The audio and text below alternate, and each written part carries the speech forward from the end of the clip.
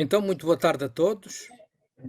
O meu nome é Miguel Gomes da Costa, sou o presidente da Câmara de Comércio e Indústria Luso-Mexicana e queria realmente começar por agradecer a todos aqueles que nos acompanham neste terceiro webinar de divulgação do projeto da Câmara no âmbito do sistema de incentivos de ações coletivas e que, neste caso muito particular deste webinar, tem como um dos objetivos principais dar a conhecer os desenvolvimentos da plataforma transacional que a Câmara irá disponibilizar às empresas portuguesas e mexicanas. Trata-se, na verdade, da primeira plataforma dedicada exclusivamente às transações comerciais entre empresas portuguesas dos dois países e, como iremos ver, pelo desenvolvimento que vamos fazer ao longo do seminário, ela encontra-se já numa fase muito adiantada, podemos dizer mesmo que está no início da sua fase do onboarding, portanto, de começar a aceitar as inscrições das empresas.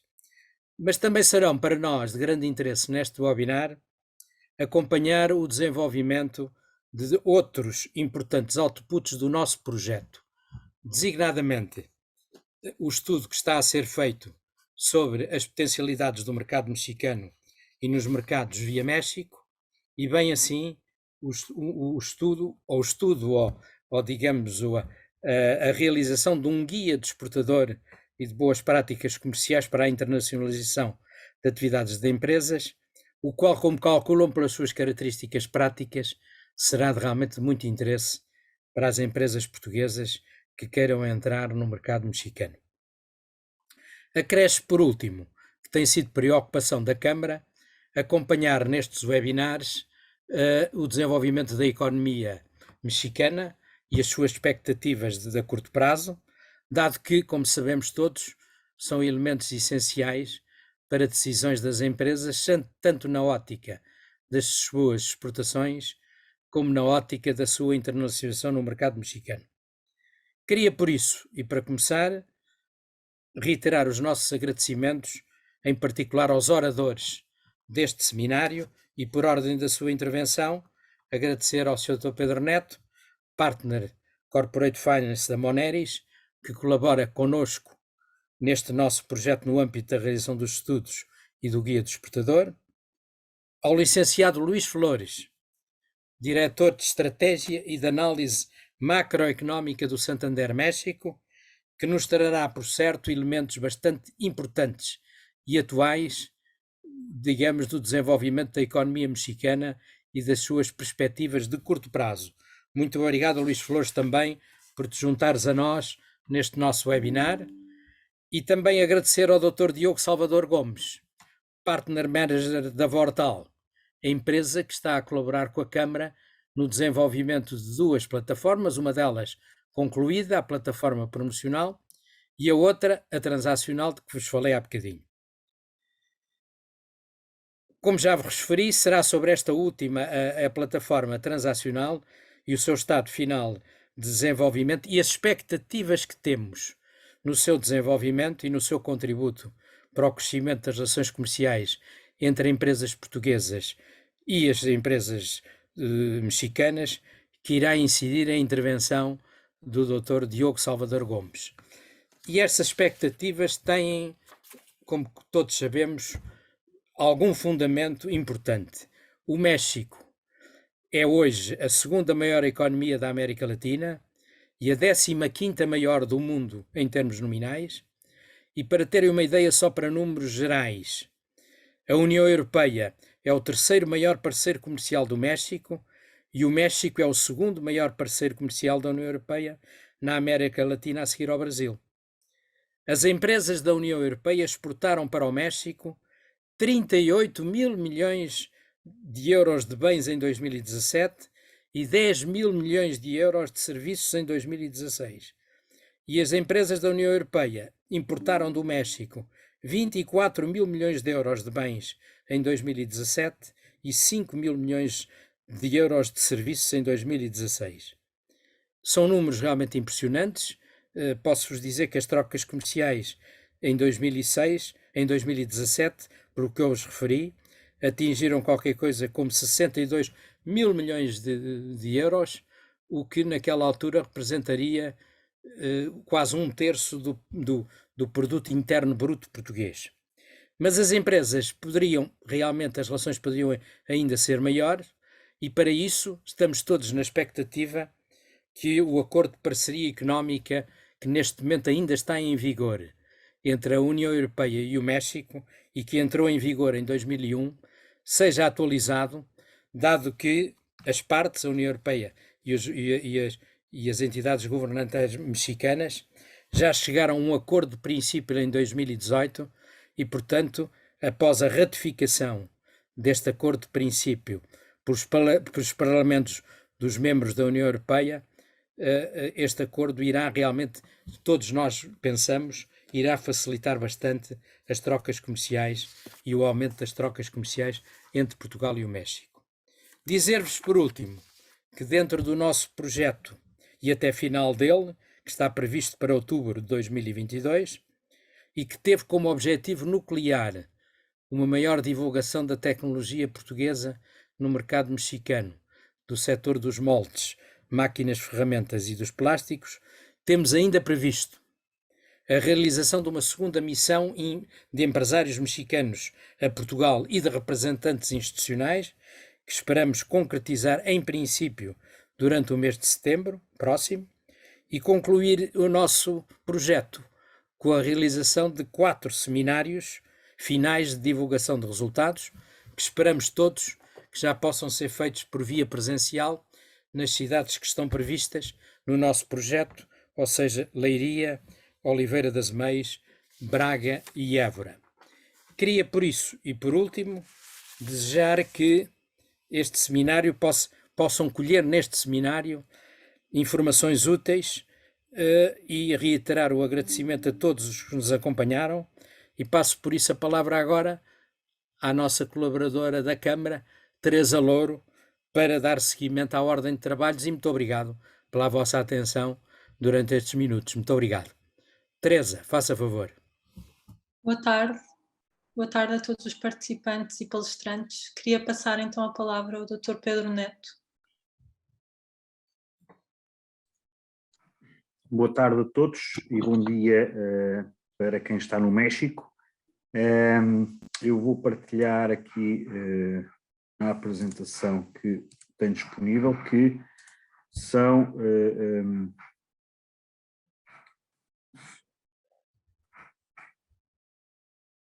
alguns extratos, algumas conclusões que já podem ser retiradas de alguns dos estudos, nomeadamente o estudo de caracterização empresarial e do guia de exportador, que vai culminar em 6 guias práticos, conforme foi definido em sede de projeto, e os guias práticos têm que ser um documento muito simplista, mas que possam dar as primeiras notas daquilo que são as atuações e as boas práticas relativamente à atuação junto do mercado mexicano. Portanto, eu não vou estar a incidir sobre os estudos, porque eles vão estar, portanto, estão em fase de término de execução. Creio que durante o próximo mês de maio já poderão estar disponíveis nas plataformas de divulgação da Câmara de Comércio Luso-Mexicana, bem como da plataforma do próprio projeto, mas, e como aquilo que tinha sido vinculado para hoje era dar aqui algumas notas relativamente aos guias de boas práticas, queria fazer só aqui algum preâmbulo que ajuda, portanto, àquilo que é algumas das conclusões que já foram retiradas por estes guias de boas práticas. Portanto, temos o mercado do México, portanto, isto são dados relativamente a 2020, o risco geral do mercado mexicano situa-se no BBB, portanto, ou seja, não é de um risco menor, portanto, é de um risco intermédio. Tem também aqui ainda algum risco relativamente à questão do risco económico e em termos de transparência também ainda tem aqui alguns caminhos a dar e que possam dificultar algumas ações das empresas, neste caso portuguesas, mas que queiram interagir com o mercado mexicano. Ainda relativamente a alguns dados de fazer negócio no México, efetivamente vimos aqui algumas dificuldades em termos posicionais em relação aos restantes países do mundo, ao nível de início de negócios no mercado mexicano, também relativamente à questão dos impostos e ao desenvolvimento e registro de propriedades. Isto pode fazer com que as estratégias de atuação no mercado mexicano possam ser diferentes do que noutros mercados, por inerência de todas estas dificuldades. Comparativamente, e aqui alguns dos mercados também que estão de proximidade com o México, porque uma pessoa quer queira, quer não, e conforme referiu o Sr. Engenheiro Miguel Gomes da Costa, o mercado mexicano é um mercado de grande potencial económico e de grande relevância para a Europa e para Portugal, consequentemente. Contudo, o México poderá ser, efetivamente, e é hoje, a possibilidade de ser uma plataforma de atuação para outros mercados de proximidade, ou seja, não olhar para o México só enquanto mercado mexicano, mas olharmos para o México enquanto mercado potencial para desenvolver negócios para outros mercados. Relativamente ao México propriamente dito, e no diagrama comparativo com outros mercados de proximidade que possam ser trabalhados via México, há que registar que no México, efetivamente, está em pior posição relativamente ao começar dos negócios e também ao registro da propriedade. Portanto, isto vem em sintonia com portanto, este gráfico anterior, mas neste caso em comparação com estes mercados também em proximidade. Para irmos diretamente para alguns outputs, que é um resumo muito resumido daquilo que são alguns dos guias práticos que estão a ser desenvolvidos, há que ter em nota aqui algumas das oportunidades ou ameaças que o mercado do México neste momento nos apresenta. Portanto, o mercado do México, efetivamente, e conforme foi referenciado pelo engenheiro Miguel Gomes da Costa, é um mercado de elevado potencial e tem cada vez maior também a potência para a qualidade, o que poderá ser, efetivamente, aqui uma oportunidade para Portugal. Tem uma relação comercial muito forte com os Estados Unidos e com o Canadá, o que também é bom para as empresas portuguesas, visto que, e principalmente nos setores que estão abrangidos no presente projeto, já existe uma relação histórica com alguns agentes industriais e económicos destes dois países. Portanto, facilitará de alguma forma também a possibilidade de entrada no México, uma vez que muito do mercado mexicano fornece ou trabalha para fornecer o mercado dos Estados Unidos e Canadá. Aliás, existe é um dos pontos fracos do México, a grande dependência do mercado dos Estados Unidos.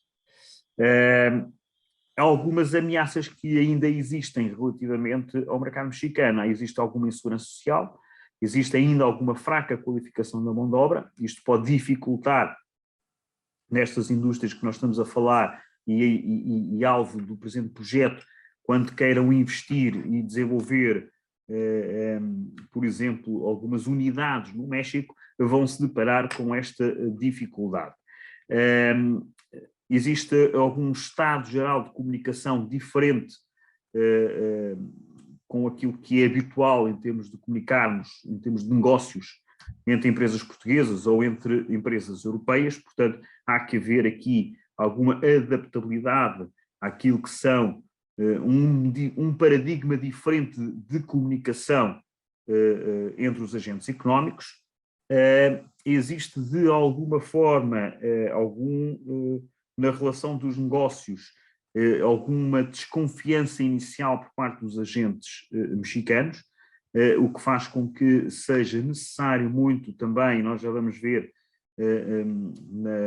na componente relativa aos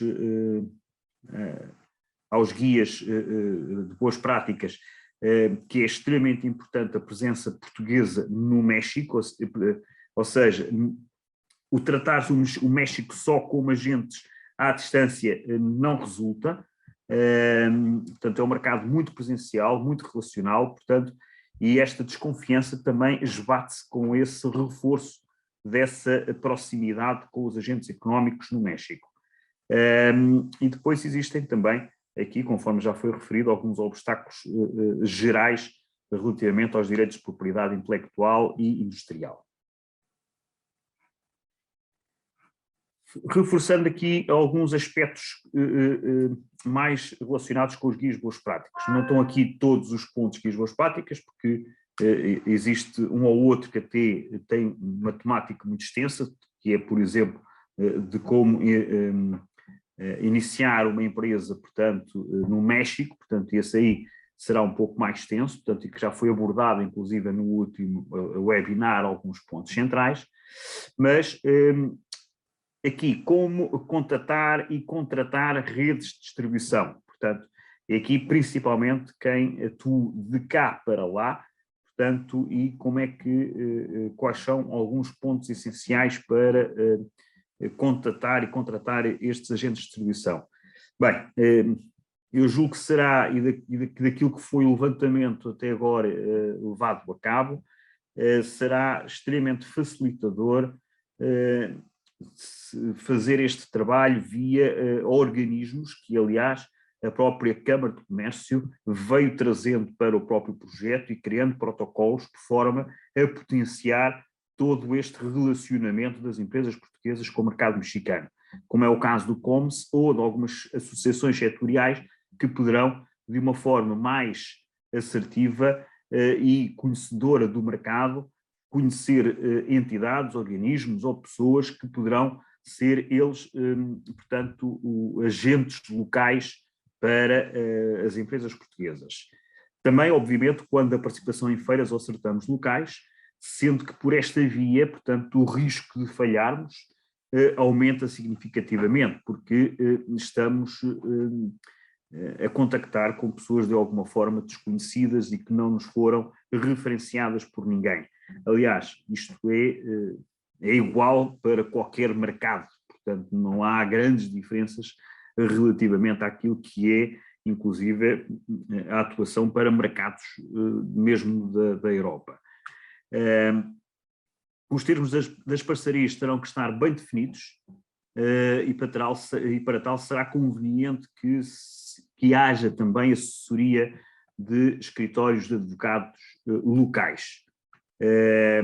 Portanto, no âmbito do presente projeto também estas parcerias têm sido levadas a cabo, portanto, existe a referência, portanto, de agentes deste género facilitadores no mercado mexicano, oriundos através de parcerias que têm sido feitas com a Câmara de Comércio, portanto, no âmbito do projeto, que aliás é um dos desígnios do próprio projeto, o desenvolvimento destas parcerias para ajudar precisamente a que estas boas práticas que se concretizem de uma forma efetiva. Convém, nestes termos de parceria, limitar pelo menos o início da mesma a um período experimental. Isto faz parte do ambiente de negócio normal, não é? Portanto, eu diria que é quase como se numa primeira fase, portanto, a entidade portuguesa e os seus agentes no México, portanto, primeiro são noivos e depois de passado 1 ou 2 anos é que poderá haver o casamento, depois de comprovados, portanto, as relações excelentes em termos daquilo que é o desenvolvimento dos negócios e definir bem os objetivos para o mercado e não esquecer que a empresa portuguesa tem que dar apoio ao mercado. Portanto, não é encontrar agentes no México e, de alguma forma, desassociar-se daquilo que é a estratégia de go-to-market no México. Portanto, toda esta questão que nós já vamos falar a seguir, que faz parte de outros guias de boas práticas, a presença no mercado mexicano tem que ser efetiva e não pode, e tem que haver uma estratégia real para entrar no mercado mexicano. Senão é um mercado que facilmente esquece de quem está a atuar. Eu posso dar aqui um exemplo, inclusive, de uma das vezes que tive a oportunidade de acompanhar algumas empresas portuguesas no México, em que muito facilmente nós ouvimos por parte das empresas mexicanas a questão, mas já estão no México, então quando estiverem no México venham falar outra vez connosco. Portanto, há que ter esta consciência de que o mercado mexicano é um mercado de presença. Eles querem que as empresas estejam presentes, podem não ser elas próprias diretamente, podem ser através dos seus agentes ou das suas redes de distribuição, mas têm que estar presentes no mercado, têm que dar confiança aos seus potenciais clientes mexicanos. Como comunicar com o mercado, portanto, a comunicação com os principais clientes no México tem que estar focada através dos seguintes meios ou formas: participações em feiras, certames, a presença assídua no mercado, e aqui eu diria que esta presença assídua no mercado, quando nós não vamos estar a investir em, por exemplo, unidades próprias no México, terá que ser feito obrigatoriamente através de agentes facilitadores nos locais, porque senão o mercado do México não vai resultar para as empresas portuguesas. E também através de grupos de influenciadores, portanto, revistas da especialidade, participações em eventos, quer sejam eventos abertos, generalistas, quer sejam eventos restritos. E aqui vou utilizar uma palavra que normalmente ela é conotada de uma forma depreciativa, mas temos que olhar e ver da forma mais positiva, que é estes eventos restritos são eventos de lobby, portanto eventos de promoção de redes de contacto. Sendo um mercado muito concorrencial, a política de marketing comercial tem que ser também ela muito bem delineada e de forma muito agressiva e assertiva. Como efetuar a sua promoção no México? Algumas das questões que foram referenciadas no slide anterior, portanto, são utilizadas também para aqui, mas obviamente que a plataforma transacional do projeto do Portugal Connect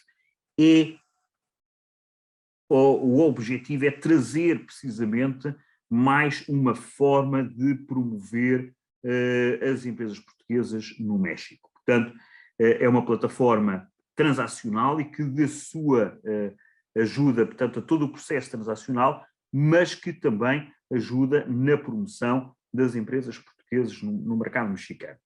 Portanto, os outros pontos não vou estar a referenciar porque são idênticos àquilo que foi referido no slide anterior. No caso do setor dos moldes, e devido à característica dos construtores do setor automóvel, e sendo que alguns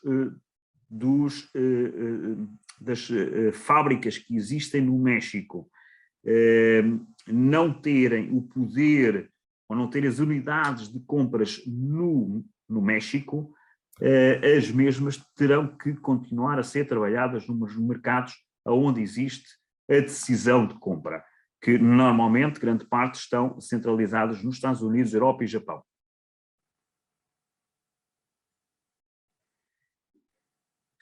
Eu vou voltar aqui a referir alguns slides que já tínhamos apresentado numa sessão anterior, mas eu acho que é importante. Nós temos aqui vários modelos de atuação no mercado e depois temos aqui aquilo que é de 1 a 10, aquilo que pode ser o potencial de penetração no mercado mexicano. Aqui, portanto, numa relação direta, no modelo 1, que é aquilo que normalmente vai ser mais usual, que é a exportação direta de Portugal para o México, sem uma presença no México, portanto, e aqui teremos uma classificação de penetração, ou de possibilidade de penetração, ou de sucesso de 3.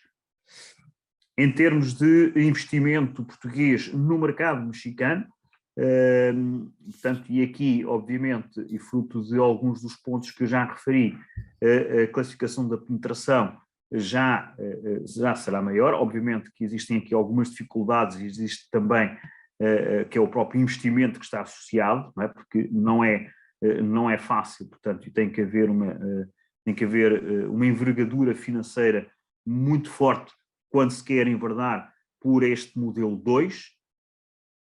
Depois há um modelo 3, que sinceramente é um modelo que está a ser muito utilizado por parte de algumas empresas, não só portuguesas, mas de outros mercados da Europa, quando querem penetrar no mercado mexicano, devido a alguns custos de contexto dos investimentos, que é algumas empresas portuguesas juntarem-se através de joint ventures e fazerem um investimento conjunto e a sua presença conjunta no mercado. E desta forma há aqui uma distribuição do esforço financeiro nos investimentos que estão associados ao investimento no mercado mexicano.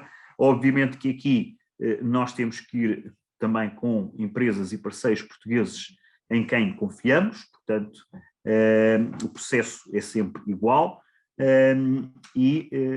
Obviamente que é a parceria entre as empresas portuguesas que se juntam na joint venture tem que resultar para que resulte o projeto do México, porque se não resultar cá a parceria, também não vai resultar, portanto, a parceria no México. Uma outra situação que tem sido prática e que está a ser desenvolvida também por algumas empresas, inclusive portuguesas, são alguns exemplos, inclusive, daquilo que tem sido desenvolvido por algumas empresas portuguesas, que é criar algumas joint ventures com empresas estrangeiras. Eu coloquei aqui a bandeira da China porque existem já alguns exemplos de empresas portuguesas que criaram parcerias com empresas chinesas que não têm a especificidade daquilo que são os produtos ou os serviços das empresas portuguesas e que faz com que a empresa chinesa vá acoplar no seu portfólio de negócios, junto da sua rede de contactos e dos seus clientes no México, as soluções de empresas portuguesas. Portanto, isto é uma prática que já não há só 1 ou 2 casos deste género, portanto, a atuar no mercado mexicano, já existem mais do que 2 exemplos deste tipo de situações. Obviamente que encontrar um bom parceiro que seja forte, robusto, não vale a pena também, neste tipo de parcerias, irmos com parceiros que estejam de alguma forma também fragilizados ou que sejam pequenos no mercado.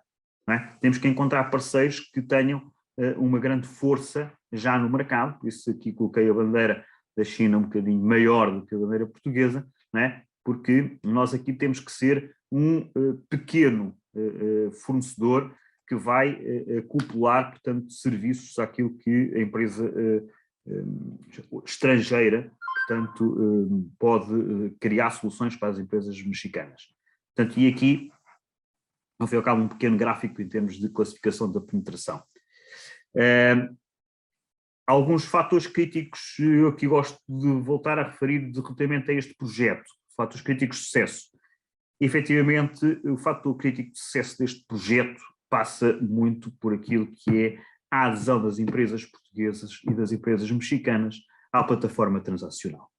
Porque se nós verificarmos e se um dos outputs em termos de go-to-market para as empresas portuguesas irem para o mercado mexicano passa pela solução, não é, de este canal de promoção e de transação, portanto é imperativo que haja efetivamente uma adesão forte das empresas portuguesas, porque através de uma adesão forte das empresas portuguesas pode-se captar também uma forte adesão de empresas, potenciais clientes do lado do México. Eu creio que estive dentro dos minutos que me foram dados, obviamente que estarei disponível para depois para as questões que surgirem. Obrigado a todos. Muito obrigado, Dr. Pedro Neto. Vamos agora apresentar o economista Luís Flores. Houve uma alteração e vão ser feitas perguntas pelo engenheiro Miguel Gomes da Costa a seguir à sua participação. Muito obrigada.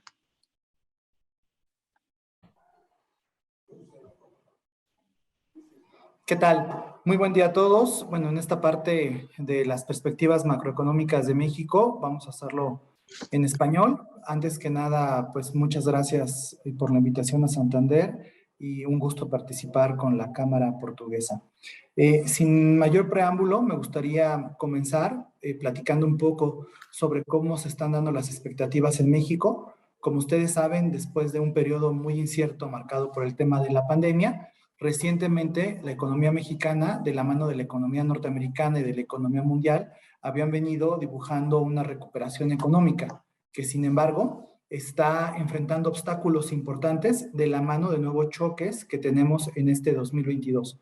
Puntualmente, el conflicto armado en Ucrania y Rusia ha empeorado las expectativas de crecimiento y ha traído mayores presiones inflacionarias. El caso de China, con nuevos encierros o cuarentenas por el tema del COVID-19, ha implicado nuevos cuellos de botellas y, por supuesto, lo ya comentado respecto al conflicto armado. En este sentido, la inflación en México se sitúa muy por encima de lo que nos ha tenido acostumbrados. Tanto es así que para el cierre de este año probablemente veamos una inflación mucho más cercana al 6%. En términos de crecimiento, y a pesar que la economía mexicana sigue muy enlazada con la economía de Estados Unidos, pues se está observando presiones bajistas para atraer un crecimiento de alrededor del 2%. Mientras que en la tasa de cambio, en el tipo de cambio, el peso mexicano, que se ha mostrado resistente, se ha mostrado bastante fuerte en los últimos meses, se piensa que puede estar cediendo frente al dólar, sobre todo esto en virtud de los mayores, de los aumentos de tasas de interés que vendrán en Estados Unidos por parte de la Reserva Federal. En este escenario, el Banco de México sigue mandando señales de que seguirá aumentando tasas de interés, en gran medida para controlar el caso de la inflación. En la siguiente lámina platicamos un poco sobre cómo se ha dado el primer trimestre del 2022. Hay un contraste entre expectativas de crecimiento que han venido a la baja en México, pero un primer trimestre que acabó siendo relativamente positivo. Algunos indicadores en México han salido mejor a lo previsto, como son los indicadores IMEF de confianza tanto de los empresarios en la parte de servicios como en la parte de manufacturas. Incluso la actividad económica, el índice que reporta el INEGI, el IGAE, ha resultado un poco mejor a lo estimado. Estamos viendo que el crédito ha empezado a recuperarse después de un retroceso importante por el tema de la pandemia.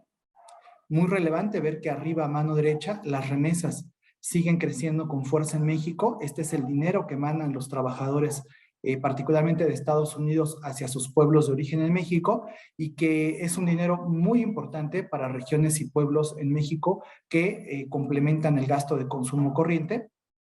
Y finalmente, abajo a mano derecha, a pesar de una inflación muy alta en México, pues vemos que la confianza del consumidor se mantiene relativamente estable, por lo cual en este momento lo que estamos pensando para el caso de México es que si bien hay una afectación importante por todos los temas globales e internacionales de los que hemos platicado, me parece que la economía mexicana no está necesariamente ni al borde de una recesión y ni siquiera es la más afectada en este contexto internacional, donde saben hay otras economías, particularmente las de Europa del Centro o las de Europa del Este, que son mucho más próximas o mucho más cercanas a los temas de Rusia y Ucrania. Si nos vamos a la siguiente lámina.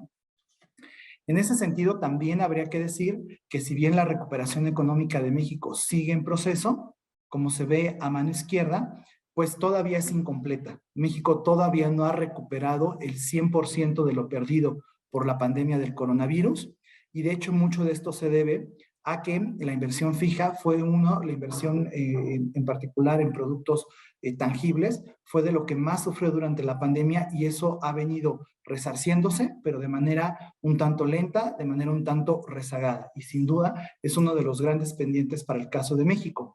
En contraparte, con el consumo privado, que el consumo privado es prácticamente el 68% del PIB mexicano, y en esta parte, pues vemos que ya la brecha se ha cerrado prácticamente respecto a todo lo perdido.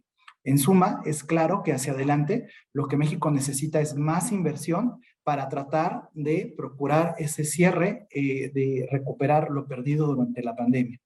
Como vemos en la siguiente lámina, para lograr esto es muy importante la influencia de Estados Unidos.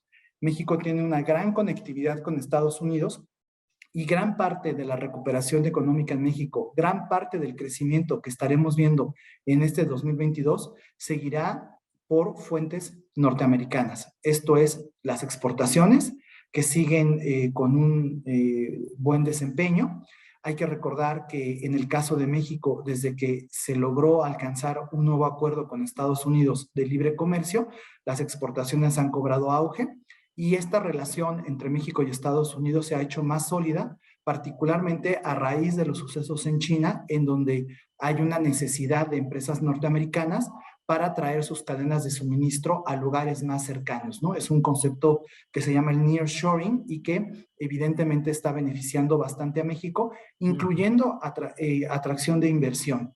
Las remesas, como ya platicamos, además es otro de los recursos importantes que recibe muchos mexicanos en pueblos y comunidades rurales y que les ayuda mucho a satisfacer sus necesidades de primera mano. Y como vemos a mano derecha, pues inclusive el paso reciente de la economía norteamericana, en donde pues es una de las economías que está más fortalecida recientemente, le cae bastante bien a México, lo cual presagia o sugiere que al menos en el corto plazo, esta conectividad entre Estados Unidos y México le seguirá dando impulso a la actividad económica desde México. En la siguiente, por favor. De hecho, en ese sentido, me parece que el principal problema de México en la coyuntura sigue siendo el tema de inflación. Hay que reconocer que en México, si bien la inflación es alta, no es un tema exclusivo o que se haya originado en México. Por el contrario, la inflación, como ustedes saben, es un fenómeno global que está afectando bastante a Europa y a Estados Unidos, y no es algo en lo que México haya sido un error o un problema exclusivo del caso mexicano. Dicho eso, también hay que reconocer que México, siendo un país emergente, cuenta con un banco central independiente que desde junio del 2021 empezó a subir tasas de interés precisamente para controlar este tema inflacionario. Como se observa, la tasa de interés de referencia en México se está aproximando ya a niveles del 6,5%. Es muy probable que este año vayamos a ver niveles de tasas de interés en México cercanos al 8%, pero como se ve en el gráfico de la izquierda, son niveles con los que México ya ha presentado anteriormente y que simplemente sirven para controlar las expectativas inflacionarias. Un tema importantísimo para el Banco de México será la influencia de las mayores tasas de interés en Estados Unidos por parte de la Reserva Federal, ya que, como se observa a mano izquierda, hay una gran relación entre lo que hace la Reserva Federal de Estados Unidos y lo que hace el Banco de México, reconociendo que en esta ocasión el Banco de México va adelantado a la Reserva Federal. A mano derecha, estas tasas de interés relativamente altas, combinadas con un riesgo país a mano derecha marcada en línea de color rojo, se han combinado para traer un peso mexicano relativamente fuerte. De hecho, ha sorprendido que en los últimos meses las cotizaciones del peso frente al dólar hayan incluso estado por debajo de los 20 pesos por dólar. Como se observa, inclusive este tipo de niveles son los que predominaban hace unos 3 o 4 años. Se piensa que hacia adelante el peso mexicano será un poco más vulnerable. No necesariamente va a sufrir una gran devaluación, pero sí estará afectado por las mayores tasas de interés en Estados Unidos. El diferencial de tasas entre México y Estados Unidos se hará más pequeño y esto evidentemente perjudicará al peso mexicano. Si a esto le suman un poco la volatilidad de los mercados internacionales, es un comportamiento que estamos viendo desde ya y que no es preocupante por el momento y que inclusive pudiera ser algo bueno, positivo, para el tema de las exportaciones. En la siguiente lámina, me gustaría además compartirles que precisamente sobre este contexto internacional, hay un asunto que puede ser de muchísima oportunidad de negocios y de inversión para México. Y es que, como ya comentamos, pues México fue de los primeros países que solucionó su problema comercial con Estados Unidos. Recuerden que en el contexto de la era del presidente Trump hubo un enfrentamiento comercial importante con el resto del mundo y México fue el primer país junto con Canadá en lograr un nuevo acuerdo comercial con Estados Unidos en un contexto en donde al día de hoy, pues México no tiene problemas arancelarios graves con Estados Unidos, a diferencia de lo que sucede con varios países asiáticos, puntualmente en el caso de China. Si a esto le suma la necesidad de empresas americanas de depender menos desde China por cuestiones sanitarias, por cuestiones arancelarias, pero también por cuestiones de distancia y hasta de costo de mano de obra, pues entonces México se vuelve nuevamente como un candidato relevante para la relocalización de empresas que están saliendo desde China. También tomen en cuenta que existe todo este asunto de nueva normalidad, en donde cada vez hay mayor fomento de trabajo a distancia y el renacimiento del turismo, y en donde México también sale bien posicionado como para ser una sede alterna de negocios en Estados Unidos. A mano derecha observamos, por ejemplo, lo que ha pasado con los costos laborales en las manufacturas de China en comparación con los costos laborales en México. Y es claro que entonces México ha recobrado atractivo para que algunas empresas consideren a México como un destino importante. Por supuesto, tenemos todavía riesgos importantes para la atracción de inversión extranjera en México. Mucho de esto tiene que ver con el sector energético, donde pues, ha habido mensajes un tanto más orientados a la seguridad energética, una retórica política que acaba generando ruidos innecesarios. Todo el tema de cadenas de suministro, que no es un tema exclusivo de México, sino que es un tema global, pero insisto que México puede ser parte de la solución. Y por supuesto, atentos a lo que suceda con la parte del crecimiento en Estados Unidos, que sin duda alguna será vital para el caso de México. Como observan, si empresas de cualquier origen alrededor del mundo piensan a mediano o largo plazo cuando las cadenas de suministro estén más normalizadas o pasen los peores momentos de los enfrentamientos entre Rusia y Ucrania, pues probablemente estos momentos habrán sido de forma interesante momentos de invertir para lograr estar en una etapa productiva ya cuando las cosas estén un poco más calmadas o con un panorama un poco más positivo. Finalmente, en la siguiente lámina, quisiera también hacer énfasis en el sentido de que México forma parte de las 20 economías más grandes del mundo, pero presenta de manera constante durante las últimas décadas un ambiente macrofinanciero estable. En realidad, desde hace mucho tiempo, México no tiene una crisis que haya sido responsabilidad u originada en México. Evidentemente, México ha sufrido de recesiones o de turbulencia financiera, pero por cuestiones externas. En su momento, la gran crisis del 2008 o después los temas que vimos de la pandemia, pero no han sido producto de problemáticas explicadas dentro de México. Y es que desde hace décadas, México ha construido un marco económico bastante sólido que se cimenta en 4 grandes pilares. Por un lado, la apertura comercial, que desde los 90s es una realidad para México y que durante estos últimos años se ha afianzado con la renovación de acuerdos de libre comercio con la Unión Europea, con Estados Unidos y con Canadá. Por otro lado, México sigue conservando una estrategia de disciplina fiscal. Tanto es así que durante la pandemia y hoy mismo lo que se discute y lo que se critica en México es que el gobierno mexicano gasta poco, es austero y debería de gastar más para promover más la inversión. Sin embargo, esto hace que México sea visto entre los mercados como un mercado emergente bastante sano, cuya deuda está totalmente bajo control. Esto es muy relevante como para preservar la estabilidad financiera del país. Además, México es un país emergente que cuenta con un banco central independiente, autónomo, desde 1994. El principal responsable, en este caso una mujer, la gobernadora del Banco de México, tiene entre sus funciones el único mandato de controlar la inflación. No le responde al presidente, no tiene otro interés más que a través de decisiones técnicas, económicas, financieras, fijar un nivel de tasa de interés que sea congruente con tratar de llevar a control los precios que se han tornado problemáticos en los últimos meses. Esto es bastante importante porque no todos los países emergentes cuentan con un banco central independiente.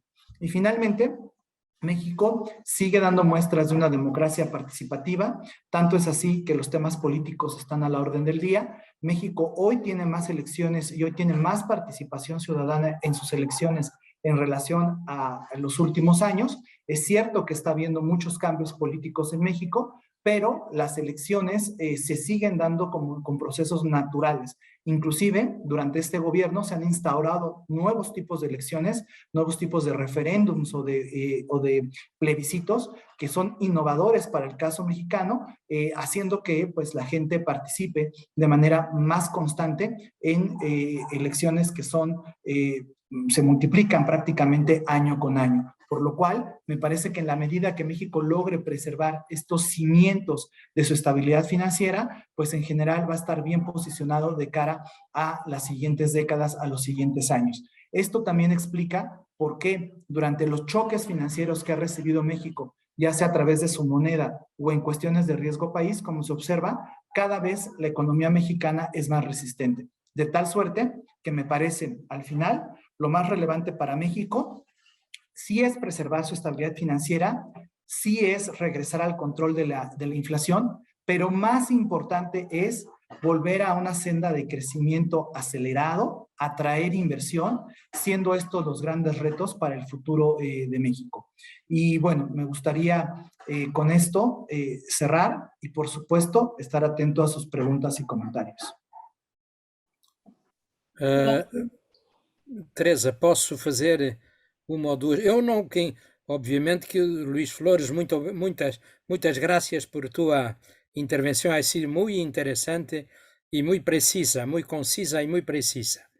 Eu tenho duas perguntas para te fazer.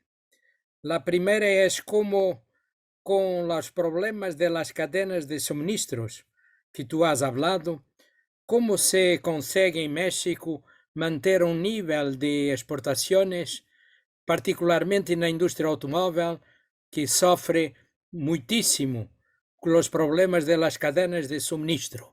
Isto é a primeira pergunta. A segunda pergunta é uma situação que se passa também em Portugal, com a inflação e o crescimento dos salários, dos vencimentos. Como se consegue, com uma inflação de 6-7%, manter o nível salarial tão baixo em México? Não há problemas sociais e problemas internos com a desvalorização que a inflação traz? São as duas perguntas que te teria, Luís. Claro, gracias. Muy buenas preguntas. En el primer caso, en el tema de las manufacturas, por supuesto que ha habido una afectación importante para las empresas manufactureras y automovilísticas del país.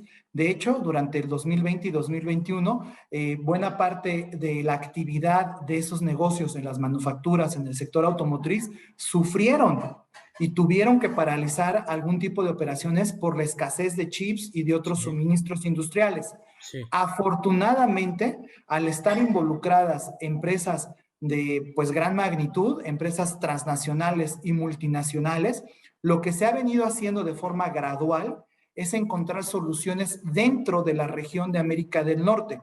En Canadá, en Estados Unidos y en México se han puesto de acuerdo estas empresas para abrir fábricas nuevas de insumos industriales que incluyen chips, en algunos casos en Estados Unidos, en otros casos en Canadá y en algunos casos en México, para sustituir esos insumos que antes eran importados desde Asia y particularmente desde China, a producirlos ahora dentro de México. Y me parece que aquí hay una gran oportunidad, insisto, de sociedad entre europeos y mexicanos, porque también es otra vía de administrar o de suministrar hacia la economía norteamericana vía México o vía alguno de estos países de América del Norte. De hecho, este viernes hay un encuentro virtual entre el presidente Biden y el presidente López Obrador, y este es uno de los temas a tratar para precisamente acelerar los planes de inversión en los 3 países y depender cada vez menos desde Asia. Así es que la solución está en proceso, va siendo gradual, va siendo de poco en poco, pero va en ese camino.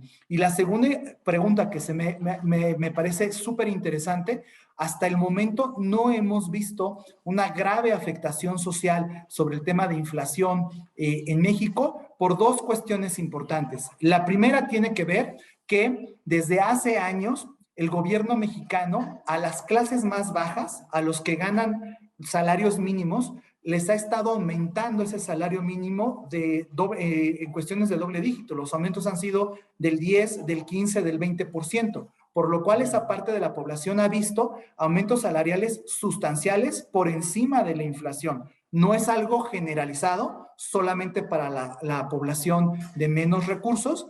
Y segundo, este gobierno ha sido muy puntual, ha sido muy tajante en dar programas sociales, en dar ayudas, subvenciones, subsidios a toda esta parte de la población más necesitada. De tal manera que esto hasta el momento está alcanzando para equilibrar un poco la situación, pero evidentemente conforme la inflación siga siendo alta y se prolonga el tiempo, hay un riesgo. Tanto es así que el presidente de México está preparando un plan antiinflacionario en conjunto con empresarios para tratar de crear de manera transitoria un pacto o un plan para congelar ciertos tipos de precios para tratar de anclar las expectativas inflacionarias. Tengo que decir que la solución de la inflación en México, como en todo el mundo, no es cosa de México, sino que depende mucho de materias primas a nivel internacional, cadenas de suministro, pero al menos por el momento no estamos viendo una afectación grave en la parte social. Muchas gracias, Luis. Has sido muy directo. Muchas gracias. Muchas gracias. Muchas gracias a ustedes. Encantado de participar. Muchas gracias, Luís Flores. Queria agora passar a palavra ao Diogo Gomes, Project Manager da Vortal.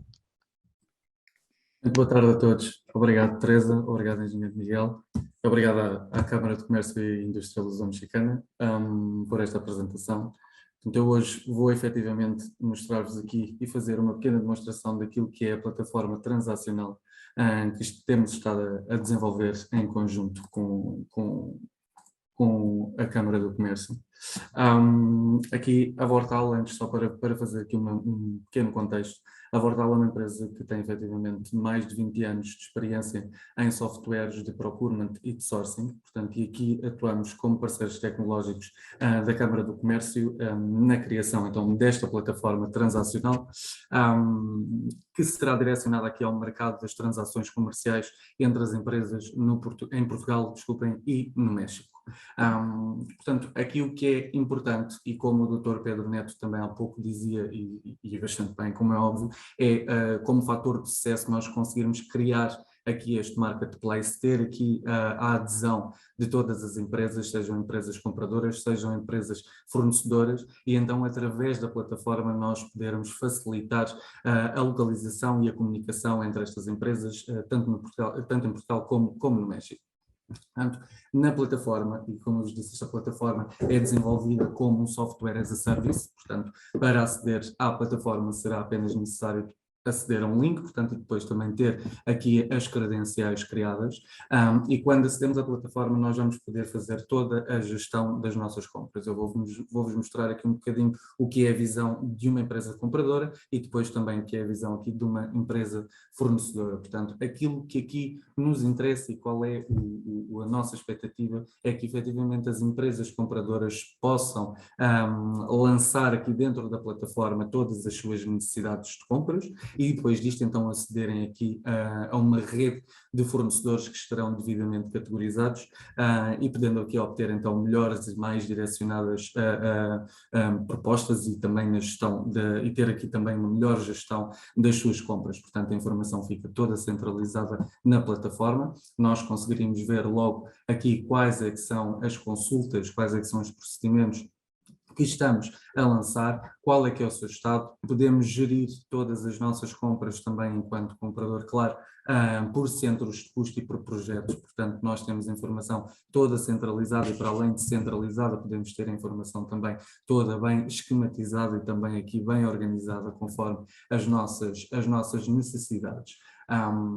Para além do mais, a plataforma permite que fazer todo o processo de A a Z de sourcing e de procurement, portanto, desde a configuração e o lançamento da consulta, à procura aqui dos melhores fornecedores, à análise também depois das propostas que são recebidas, até efetivamente à adjudicação e à contratação com o fornecedor.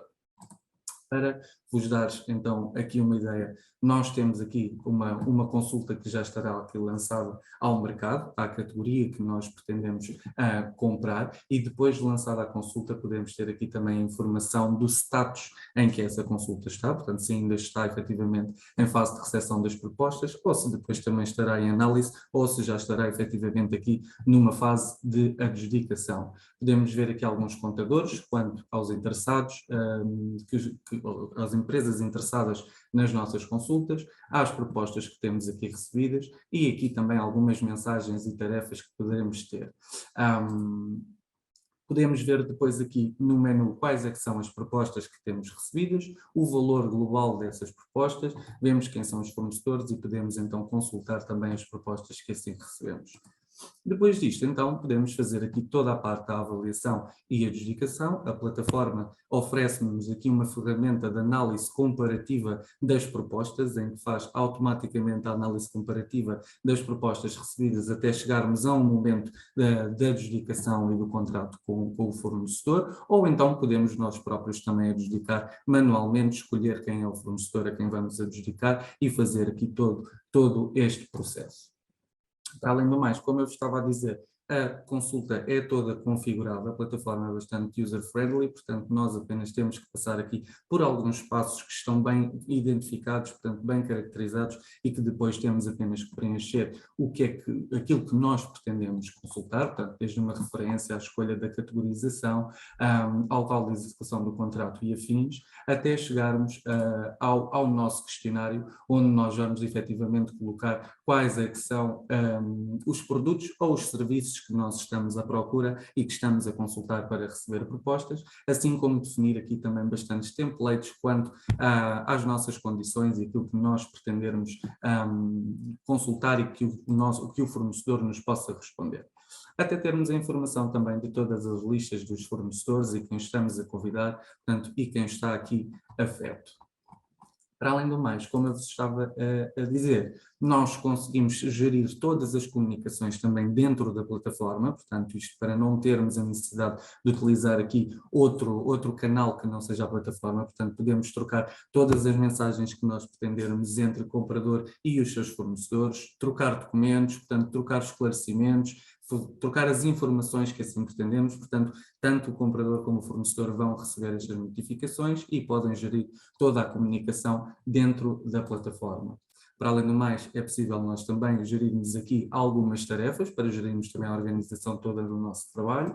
É possível nós também passarmos por editamentos dentro das consultas, portanto não existem limitações, vocês podem efetivamente consultar, utilizar a plataforma como assim pretenderem. Podemos configurar equipas da consulta, portanto há toda uma parte de configuração da plataforma e verificar aqui também então quem são os convidados e interessados que temos na plataforma.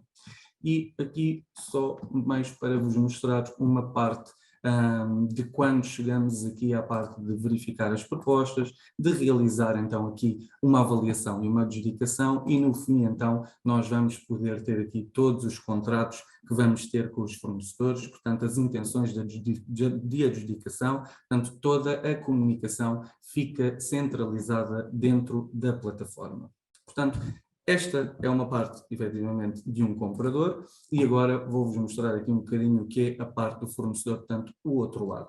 Como vos disse, a plataforma tem efetivamente todo um layout muito parecido, tem é toda user-friendly, portanto, tanto para um lado como para o outro. Portanto, quando estamos na parte do fornecedor, aquilo que vai existir é que vamos ter aqui as consultas onde nós fomos convidados, as consultas onde nós tivemos interesse e podemos então depois chegar a um momento de efetivação e de enviar a nossa melhor proposta. Se nós tivermos aqui consultas que ainda estão dentro das datas para receber as propostas, portanto nós vamos poder aceder a essa consulta, vamos ter todo o detalhe da consulta que que o comprador, neste caso da necessidade que lançou na plataforma, vamos poder analisar. Portanto, aqui o que se pretende é que as empresas fornecedoras possam ter acesso aqui a mais oportunidades de negócio e que estão efetivamente ajustadas à sua atividade e poderão então depois responder aqui com as suas melhores propostas via plataforma. Portanto, ao analisar toda a informação, a única coisa que depois um fornecedor poderá fazer, uma empresa fornecedora poderá fazer, estando interessado, é colocar que está interessado, definir aqui esta sua vontade e depois então criar também uma proposta dentro da plataforma. Para além disso, poderá verificar aqui todas as informações das consultas que têm interesse, as oportunidades que existem dentro da plataforma ou até mesmo todas as oportunidades públicas também que estão dentro da plataforma e que possam também verificar.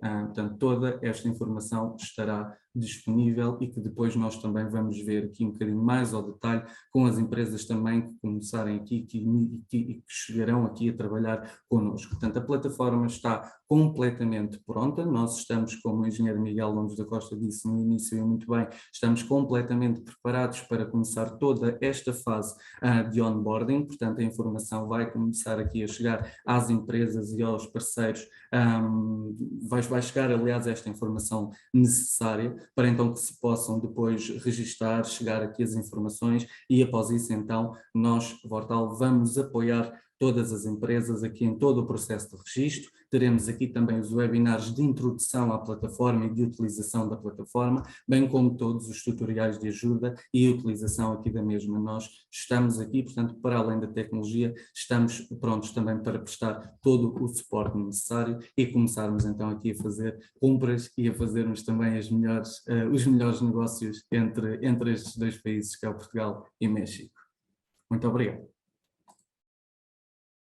Teresa, cumpre-me agradecer a apresentação do Diogo e dizer-vos que para nós, Câmara, está lançado o grande desafio, que é realmente rentabilizarmos o output deste projeto. Os números que há do AICEP dizem-nos que há pelo menos 700 empresas portuguesas a exportar para o México. Ora, vai ser o grande desafio que nós vamos ter com a Vortal, que vai ser fundamental para nos apoiar no desenvolvimento deste projeto, e a Moneris também na outra área, mas, portanto, o grande desafio é, digamos, fazer com que a maior parte desses exportadores portugueses e das grandes empresas compradoras no México se inscrevam a curto prazo nesta plataforma. Há aqui uma indicação importante, é que a inscrição ou que o registro na plataforma é gratuito para todas as empresas, independentemente de serem membros ou não da Câmara, e para as empresas mexicanas, e portanto vamos ter aqui um trabalho realmente que eu peço a ajuda, não só da Vortal, da Moneris, mas como de todos os membros da Câmara e designadamente daqueles que estão a acompanhar este nosso webinar, e com certeza que daremos notícias do seu desenvolvimento a curto prazo. Portanto, eu perguntava a Teresa se há alguma questão que queiram pôr ao Diogo Gomes sobre a plataforma, se não passava-lhe a palavra para encerrar no caso de não haver perguntas.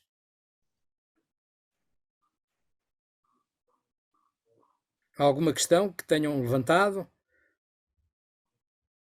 Parecendo que não, portanto, muito obrigado a todos e espero vê-los nos próximos webinars. Nós vamos ter ainda um quarto webinar de divulgação do projeto, que esperamos fazer coincidir, como fizemos no primeiro, com a vinda de empresários mexicanos a Portugal. Portanto, em princípio, está programado para setembro o quarto webinar de divulgação do projeto e até lá, mais uma vez, muito obrigado pela vossa participação e até breve. Muito obrigado a todos e uma boa saúde para todos. Obrigado. Muito obrigado. Muito Obrigado, a todos. obrigado Boa tarde a todos. Obrigado. Obrigada. Boa tarde.